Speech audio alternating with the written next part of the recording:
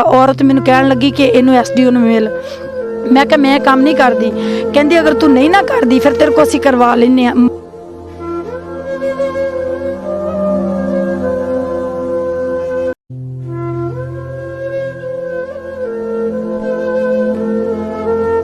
Sir इन्ना जबरदस्ती उस औरत ने मैंने पकड़ के मेरे वाल पट्टे खिंचदी रही, मेरे कपड़े इन्होंने खिंच खिंच के ला के इन्होंने उस अमाद ने मेरे नाल ज्यादती करके टिशू सारे उस औरत ने इकट्ठे करके अपने पर्स च पा ले। मैनू कहंदी चल थल्ले, कहंदी चलीए जे अगर थल्ले जाके रोला पाया तो कहंदी मैं तेनू टकवा देना वा।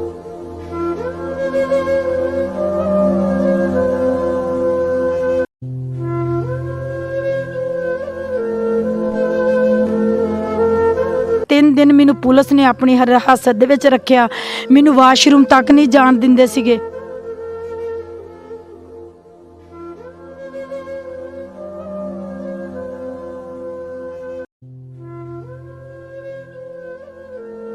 बिस्मिल्लाहिर्रहमानिर्रहीम। मैं हूं आपका मेज़बान वसीम बुखारी। गुज़श्ता दिनों 4 सितंबर का ये वक़ुआ है जिसमें SDO सिटी सब डिवीज़न वापडा हाफ़िज़ अमाद अली ने मुबैना तौर पर एक ख़ातून को ज़्यादती का निशाना बनाया अपनी रहाइशगाह के ऊपर, और वो ख़ातून हमारे साथ मौजूद है जिसका नाम है इरम शहज़ादी। इरम शहज़ादी एक किरदार है और दूसरा किरदार जो है रुबीना बीबी है। ये असल माजरा क्या था, हुआ क्या था, जानते हैं। हमारे साथ मौजूद है इरम शहज़ादी। इरम, आप ये बताएंगी कि असल वक़ुआ क्या था? कहा जाता है कि औरतें ब्लैकमेल कर रही हैं ऑफिसरान को, आपके साथ हुआ क्या था और अब क्या हो रहा है?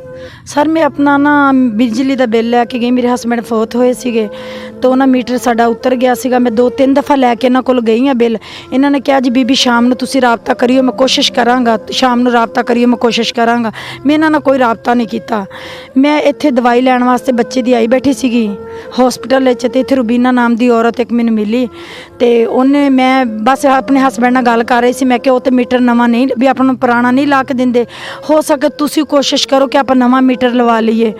इन्होंने क्या ठीक हो, कहंदी बीबी की गल? मैं कहा मेरा ना मीटर नहीं लग रहा, मीटर मेरा उतर गया। तो वापडा दा जिहड़ा SDO बार बार बस कह दिंदा कि सुबह आइयो शाम नूं आइयो, सुबह शाम नूं आइयो। तो मैं क्या दफ़ा हुण नहीं लगता तो कोई गल नहीं।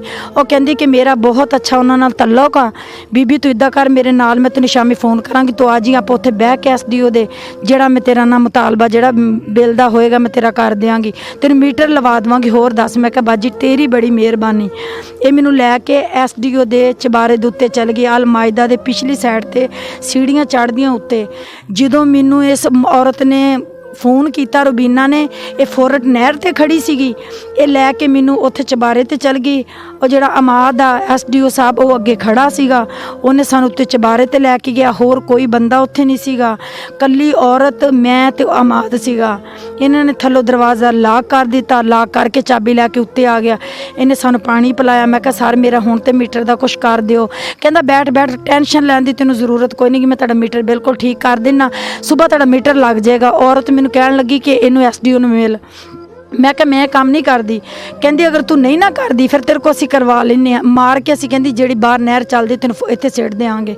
सारे इन्ना जबरदस्ती उस औरत ने मैनूं पकड़ के मेरे वाल पट्टे खिंचदी रही, मेरे कपड़े इन्होंने खिंच खिंच के ला के इन्होंने उस अमाद ने मेरे नाल ज्यादती करके टिशू सारे उस औरत ने इकट्ठे करके अपने पर्स च पा ले। मैनू कहंदी चल थल्ले, कहंदी चलीए जे अगर थल्ले जाके रोला पाया तो कहंदी मैं तेनू टकवा देना वा। मैं कहा नहीं मैं कोई गल नहीं करती, मैनू तू लैके थल्ले चल, मेरी जान छुड़ा, मैं थल्ले जाना चाहनी। ये लैके मैनू अलमैदा ते आ गए। उत्थे कहंदे पिज़्ज़ा खा ला, खा के पिज़्ज़ा तू घर चली जा, सुबह तेरा मीटर लग जाएगा। उस औरत नूं मैं कहा मैं थाने जाना ही जाना। वो कहंदी अच्छा फिर मैं तेरा इलाज कर लेनी। उन्होंने सर 15 ते कॉल की, कॉल करके वो पुलिस वाले आ गए, वो पकड़ के सानू लैके आए। जो असी आए उदों SHO साहब भी सी, DSP साहब भी बैठे सी कमरे च मौजूद। मैं आके रोला पाया, मैं कहा सर मेरे नाल बड़ी ज्यादती की, इस औरत ने मेरे नाल ज्यादती करवाई आ, जिहड़ा SDO ने मेरे नाल ज्यादती की आ। अरफान सुनियारा ते नासर इन्होंने मैनू पकड़ के जाके कहंदे बीबी तू एक दफ़ा खामोश हो जाए। SHO के सामने लै गए, कहंदे इहदे नाल जिहड़ा ना हक रस्सी करांगे, तू बैठ जा, तेरा मैडिकल करवाने आ। मैनू इन्होंने सर बिठा के उस औरत ने सारा टिशू टूशू कढ़ के दे के कहंदी जी मेरे नाल ज्यादती हुई आ। उन्होंने उल्टा मेरे ते परचा करवा के 3 दिन मैनू पुलिस ने अपनी हिरासत दे विच रखिया, मैनू वाशरूम तक नहीं जाण दिंदे सीगे। फिर इन्होंने क्या, मैं कहा जी मैनू जज दे पेश करो, मैं अपना वाक़या बयान करना चाहनी है। कहते बीबी कोई परचा ही नहीं होया, कोई गल ही नहीं, तो इत्थों दफ़ा हो जाए ना वे तेरे ते असीं दूसरा परचा दे दईए। वकील साहब जिहड़ा इन्हां दा तफ्तीशी है, वकील कहंदा बीबी तू जानी है कि मैं तैनूं इत्थों कड्ढां जुत्तियां नाल।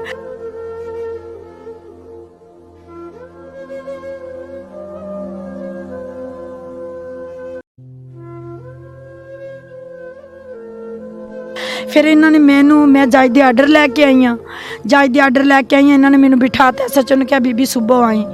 मैं वापस चली गई हाँ। सुबह जिस वेले आई हाँ, वो बैठा सीगा राणा कील, उन्हें मैनू कहा बीबी मैं तेरे ते परचा दे देना वा, तू बच जा तो चंगी गल आ। मैं कहा तू मेरे ते परचा दे दे, मैं इन्नी जिल्लत खुवारत वेख लई है ना, तू दे जेड़ा परचा देना। मैं कहा मैं छुट के मैं अपना मैं कहा हक रस्सी करनी आ, मेरे नाल SDO ने ज्यादती की, मैं अपना एदा बदला लेना वा, मैनू तू लैके चल। इन्होंने मैनू एक चबारे ते लैके चले गए आ, इत्थे मुर्गियां वाला चबारा वा उत्ते, उत्थे राणा कील लखारी जिहड़ा मुंडा वा वो बैठा सीगा, ये बैठा सी, मैनू सर डरांदे धमकांदा रहा उत्ते राणा कील, इन्नियां गंदियां गालां बदतमीजी करदा रहा, कहंदा मैं तेरे ते ब्लैकमेल दा परचा दिना, मैं ये करदा मैं वो कर।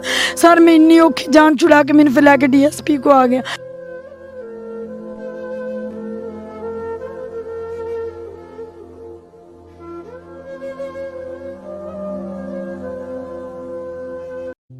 DSP ने कहा बीबी नूं लैके जाके इहदा मैडिकल करवा। फिर मैनू सारे ही लैके आए, मेरे नाल ना हक रस्सी होनी चाहिए, मेरे ने हमाद ने ज्यादती की है, मैं इहदा बदला लेना चाहनी हाँ। मेरे नाल इन्होंने बहुत ज्यादती की, मैनू इन्होंने बहुत मारिया भी उत्थे, ते इन्होंने थाने भी मैनू बहुत जलील किया। नाज़रीन, ये सारी गुफ्तगू आपने सुनी इरम शहजादी की ज़ुबानी। मौक़िफ़ यही है कि पुलिस का जो रवायती अंदाज़ है मुद्दई को मुलज़म बनाना और मुलज़म को मुद्दई बनाना, वो जो रवायत है वो कायम है। इरम, आप ये बताएंगे कि इससे पहले आपका SDO वापडा city sub division Amad Ali से कोई रब्ता था? ये औरत आपको जानती नहीं थी, कभी दोनों से आपका रब्ता नहीं हुआ था? नहीं सर, मेरा दोनों से कोई रब्ता नहीं हुआ था। मैं 2-3 मरतबा गई हूँ, SDO ने खुद मुझे नंबर लिख के दिया, कहते इस नंबर पे मुझसे रब्ता करना। मैंने फ़ोन ही नहीं किया, मैंने कहा जब मुझे मीटर ही नहीं लगवा के देते मैंने क्या रब्ता करना। वो औरत इधर ही मुझे मिली है, वो औरत पहले भी उसे लड़कियाँ ला के देती है, पैसों से इनका झगड़ा होने लगा, मैंने इनकी पिक्चरें बना ली। वो औरत खड़ी टेबल पे, मैंने पिक्चरें बनाई, इधर थाने आके कहने लगी कि इसने हमारी पिक्चरें बनाई, डिलीट करो। पिक्चरें भी इसने डिलीट करवा दी। और हमाद मुझे कहने लगा जाओ आप मेडिकल करवाना। अब भी उनके मुलाजमा वापडा के मुलाजिम इधर आए हुए थे, उन्होंने मुझे इधर बैठ के थाने में धमकी लगाई, कहते जा बीबी मेडिकल करवा ला, जे तेरा मेडिकल आएगा तो फिर गल अस नील करवा देता तेरा मेडिकल। मैंने कहते 2 लाख रुपया ला ला। मैं कहा सर इज्जत का 2 लाख, मैं कुछ नहीं लेना, मैनू मेरा हक रसी चाहिए कि मेरे इन्हें ज्यादती क्यों की। वो औरत बैठ के SHO को DSP को कहती थी कि मुझे ना ड्रिंक ला के दो, मेरे हाथ कांप रहे हैं, शराब मांगती थी। सर उस औरत का क्या इतना ओहदा था कि मेरे साथ ज्यादती हुई, मुझ पे पर्चा भी हो गया, मुझे इन्होंने बंद भी किया हुआ था। वो औरत मदैया बन के 7 लाख लेके छूट के चली गई, ये मेरा पर्चा भी नहीं देना चाहते थे। अच्छा, अब एक ज़ुबान ज़द आम एक और बात भी है कि रुबीना और आपने दोनों ने मिल के एक प्लान के तहत SDO के साथ वो रंग रैलियाँ बनाई उसने, उसके बाद जो रकम थी वो रुबीना लेके चली गई। इसको आप तरदीद करते हैं, तस्दीक करते हैं, ये बात दुरुस्त है या गलत है? जी, उन्होंने पैसे लिए, उधर जाके जज के पास उसने बयान दिए कि इरम शहजादी को नहीं मैं जानती हूँ, कोई अमाद को नहीं मैं जानती हूँ। सर वो हमारे पास जो FIR हैं वो मौजूद हैं।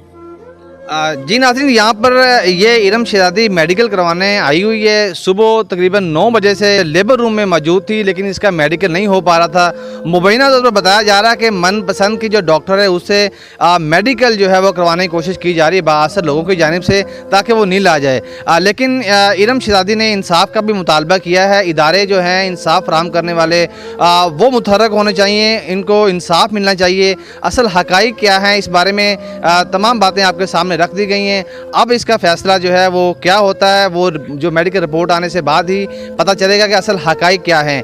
दूसरी जाने जो रुबीना की बात की गई है, रुबीना की अगर बात करें तो वो मुतअद्दिद FIRs में जो है वो मुद्दइया है और कहा जाता है कि साजबाज करके जो फंसाया जाता है उसके बाद डील होती है। लेकिन यहाँ पर एक ये वाक़या जो पेश आया है, हासिलपुर सिटी सब डिवीज़न वापडा जो SDO हाफिज़ अमाद अली है, ये ये उसकी जानिब से एक FIR का अंदाज रुबीना करवाती है और मुबैना तौर पर जो है वो 7 लाख में डील होती है। उससे बाद जो है पुलिस ने जो मुदैया है इस वक्त मुतासरा खातून है इरम शहजादी, इसको वहाँ पर 3 रोज़ हब्से बेजा में भी रखा और इस पर FIR का अंदराज भी कर दिया। और उसको बाद जो है इसको अब जो तफ्तीशी है, जो इन्वेस्टिगेशन ऑफिसर है, वो थ्रेट भी कर रहा है कि आप बाज आ जाएं, आपके मेडिकल नहीं आएगा। एक खातून का राइट है, उसके साथ ज़्यादती हुई है मुबैना तौर पर, तो वो अगर अपना मेडिकल करवाना चाहते हो, महकमे की जिम्मेदारी है कि वो उसको मेडिकल करवाए और कानून के मुताबिक जो भी सज़ा बनती है मुलज़म की साबित होने पर उसको कैफ़े किरदार तक पहुँचाया जाए।